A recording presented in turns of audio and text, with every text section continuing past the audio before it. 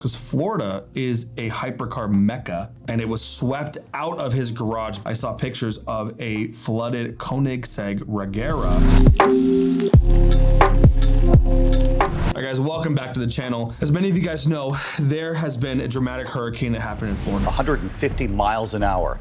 One of the strongest September hurricanes to strike the U.S. in decades. It's been very devastating. Obviously, there's millions of people without power. There's damage everywhere. But I'm sure you guys have seen the video of the McLaren P1 floating around in the streets of Florida. It was a very, very, very crazy thing to happen. I mean, the car was in the guy's garage and it was swept out of his garage through the door, including his Phantom, and onto the streets. Now, obviously, what happens after a hurricane is widespread damage, and a lot of people don't realize how many of these cars get flooded. Now, if you guys remember a little bit farther back, I actually purchased a Lexus LFA from Hurricane Sandy.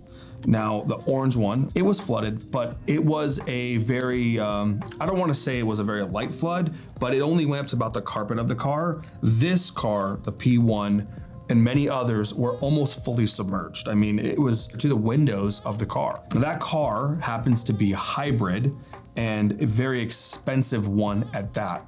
Now, typically in a McLaren P1, the batteries are between $200,000 and $300,000, and they need to be replaced kind of often, not like every other week, but in due time.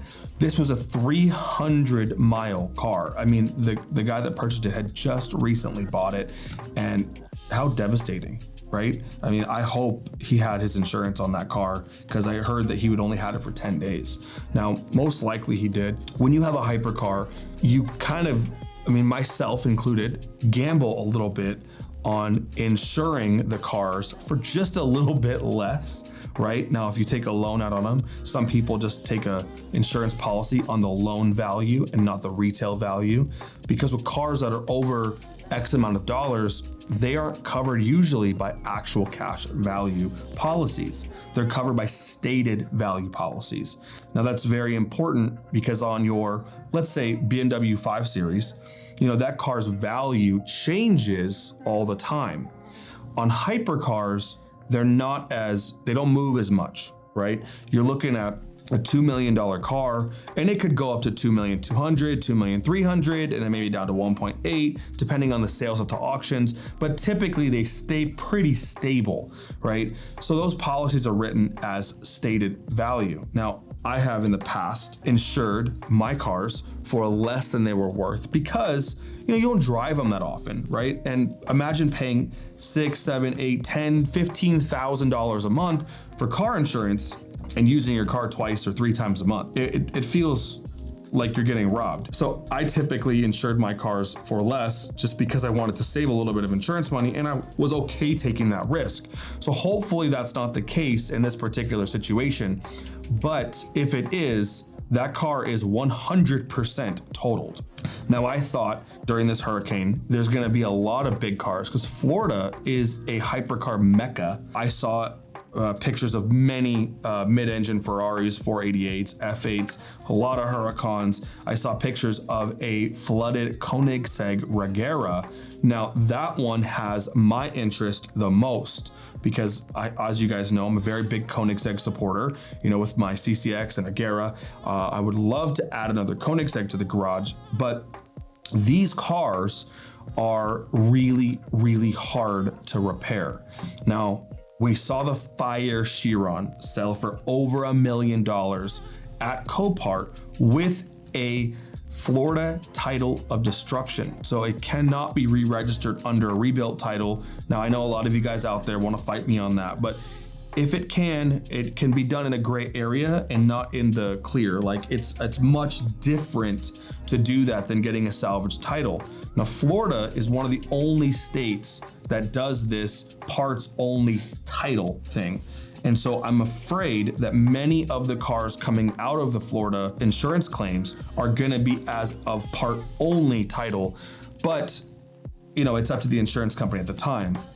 So the P1, what would be the value of that car if it was indeed totaled, which we know it is, and if they were to go and resell that car at auction, right? How much will you think it would be worth? Now, a P1 is worth about $1,500,000. Now, the yellow and all the other colors, and they can be ranged in prices, but typically under 500 mile car is about $1.5 million. Now, they used to be about $950,000 prior to the pandemic. So, they've gone up quite a bit. So right now, $1.5 million, let's call that the number. The insurance company's gonna wanna get the most back for that car because they're gonna pay, if the value is stated on the insurance, whatever it was, they're gonna pay that claim and they're gonna wanna get that money back. So I think the car being a flooded car with a hybrid system is worthless, literally worthless. Whoever buys that car, I doubt McLaren would even support replacing everything. I mean, when I rebuilt the flooded Bugatti, which you guys will see eventually, right now we're in talks with a major network to view this as a on TV documentary.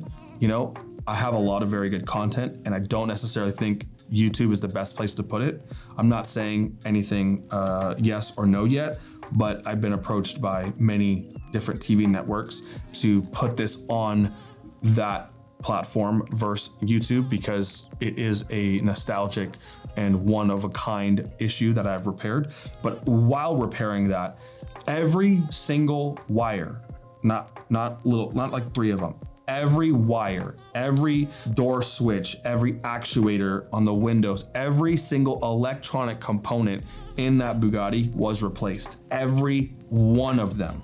Every fuse, every ECU, every body control module, every single thing, the radio, speakers, everything that was not carbon fiber was replaced. Now, if you think about what goes into a hybrid system, there's high voltage components, there's obviously the regular radio and screens and clusters and all that as well. That would be monumental to replace. So I think in this case, the value is probably close to $200,000 to $500,000, maybe 1/3 of its value for someone that wants to rebuild it. But when you really look at those numbers, let's just say you got a salvage title, you could assume you could get 65% of a retail car. Let's say you paid $400,000 for the car at auction, which is unlikely because there's a lot of people out there that don't understand what they're getting themselves into and bid higher. But let's say we did 400. I spent over $800,000 fixing the flood Bugatti. So that was no hybrid, that was no technology. Bugattis have no screens in them, right? So you gotta think, wow, 800,000 here going into a P1 where we know just the battery alone is gonna be 300,000, not to mention every cable connector and everything else along with it. That probably ends you over the point to where you can't put that car back on the road for more than retail value, right? So I think anybody that wants to buy that car has to want to change it to either a full crazy race car, where it's maybe just the motor itself and it runs on a standalone brand new stuff. You replace the door modules, the body control module, the interior harness, the screen to get all that stuff working. But when it goes into the hybrid system, I mean, you're gonna have to take that into consideration to say, hey, is this worth building? Is this worth replacing? I personally wouldn't pay more than a couple $100,000 for that car. Now it's obviously worth $200,000 to put on your wall, right? For someone who has the funds or that kind of money that would want to put a P1 on the wall, that would be worth it as art. But to replace it, I don't think that that's a good plan. The Koenigsegg is even worse because the Koenigsegg, those parts are insanely expensive. I mean, insanely expensive. And that technology is already relatively scarce, right? I mean, they probably made about the same number of P1s as Regeras. I think actually they made more P1s than Regeras.